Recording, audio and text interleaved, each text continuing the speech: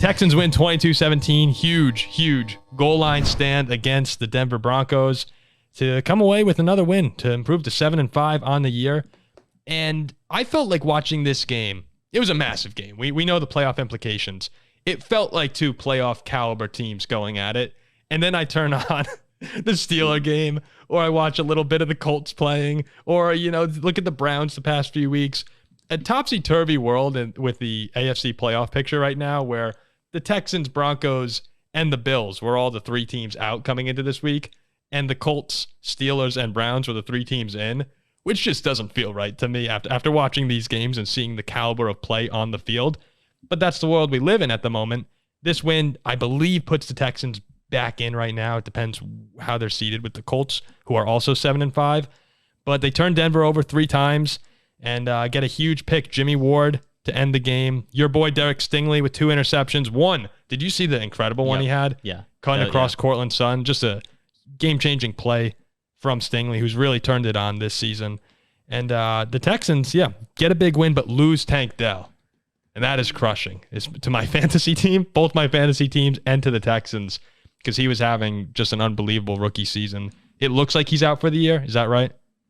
We're going over to so that's my guess. We've got a broken tibia. Usually that kind of injury, the absolute floor is 6 weeks, but usually it's closer to 2 to 3 months.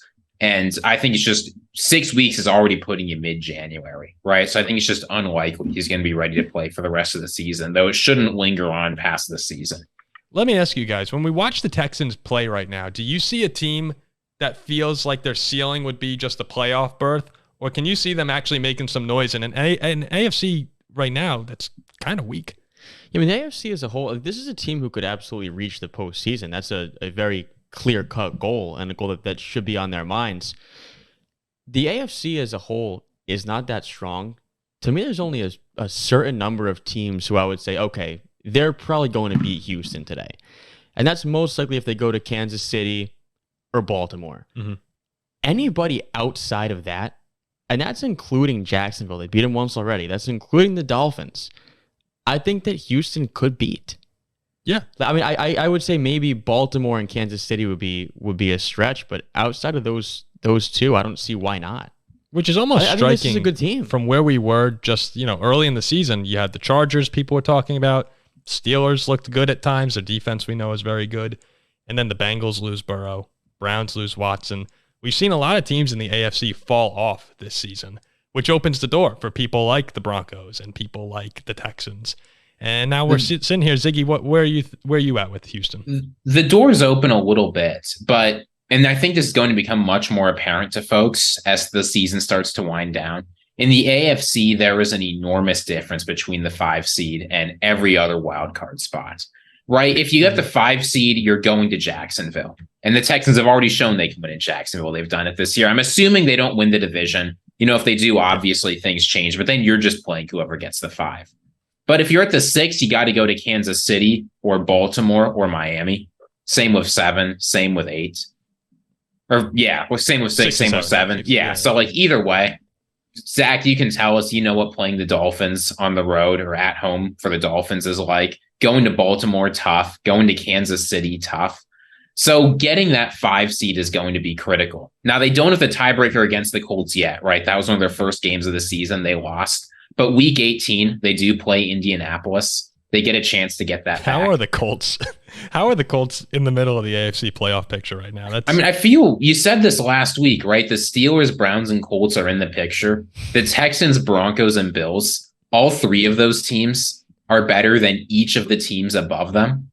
I don't know, Paul. I'm just praying that we get some mixing up and some good teams actually make the playoffs and get these wild card spots. I mean, this really was, though, a terrible, terrible injury to their number 1 receiver. I mean, CJ Stroud has looked awesome, but Tank Dell has helped in large part the development week by week from CJ Stroud. Well, he's growing with him, too. Yeah, he's grown with him. I mean, you guys like Nico Collins, what do you have? 117 yards in 1 quarter today. And Nico's been awesome. You need some more of that. I mean, he's been great. Noah Brown also has been very good. Yeah, you need those guys to step up. I think they're still fine, but a huge injury for sure. Well, that further goes on with my point here that if CJ Stroud gets the Texans to the playoffs, I think it might be the most impressive accomplishment by a No, rookie that's quarterback in the dumbest thing history I've of ever heard in my football. life. Nope. Think about where the Houston Texans were at the start of this season. Most people had them as the worst or the second worst team in the NFL. It is an unbelievable accomplishment, but it's not the best. Listen, though, just let me finish this point here. It's that defense with a rookie head coach, basically no one on defense that you were confident in, rookie quarterback, receivers who we all agreed Ohio State had better receivers last year, Damian Pierce and and Singletary were your running backs. To go to the playoffs with that team for CJ Stroud, it'd be a top 5 MVP candidate. I think right now what he's doing will wind up being the best accomplishment for a rookie quarterback. No, if he gets there. That's a blasphemous take. If he gets there. That is a blasphemous take. Well, you're a big Steeler fan. I'm not going to argue with you. Nobody cares. I'm not going to argue back and forth for 10 minutes. But Big Ben was 13-0, made the AFC Championship game. So enough. But with the number 1 defense in but football. carry on. With only 7 With a team who was 6-10 the year before. What do you magically now go 15-1 and he goes 13-0? Yeah. Makes the championship game. Stop. Carried by the defense. Ridiculous. The Houston Texans win games because of CJ Stroud. They were the number 1 seed a year after being 6-10. Yeah, he wins 13 games in a row, doesn't lose in the regular season, and then goes to the AFC chip. I'll wrap it up. I'm not going to argue with you, but that's a stupid take. averaging 1 touchdown a game. Just putting it out there. Doesn't matter. I don't care. Jim McMahon had the best season ever with the 85 Bears. I'm not going to argue with you on that. It's a stupid take. Okay. So we all think that Houston has, when we look at their potential, where would we cap it right now? Maybe divisional round, and then you lose to Baltimore, Kansas City, probably. On the road in the divisional round to a team like Kansas City. Let's say a 5-1 game. Which like they that. could win that game. I don't think that's crazy to say they could win. But that feels like it would probably be the spot to see them exit this year. That they would need a game where you turn over Mahomes 3 times, something like that. But Ziggy, you question? No, I think that's basically the ceiling. The only thing is, they are 7-5. They have a chance to win the division if things slip for the Jaguars. The Chiefs are 8-3. The Ravens are 9-3. So getting some better seeding isn't totally out of the question with the schedule they've got. They just need to keep winning games, let things go as they will. And frankly, if you're winning a playoff game with a team that at the start of the season had the second lowest win total in the NFL, you're doing pretty good. I think they actually have already beaten their offseason win total. I think it was set at 6.5. So this takes them over. I thought it was lower than 6.5. All their games have been 1-score possessions lately as well. You got the Jets, the Titans, the Browns, the Titans, and the Colts coming up. I know. It's the Vikings. It's the Vikings of the AFC. So next year, it's going to go top. You have those 5 games coming up. You have to imagine you'd pick Houston to win each of those football. They probably won't go 5-0, but the schedule is there. The path is there.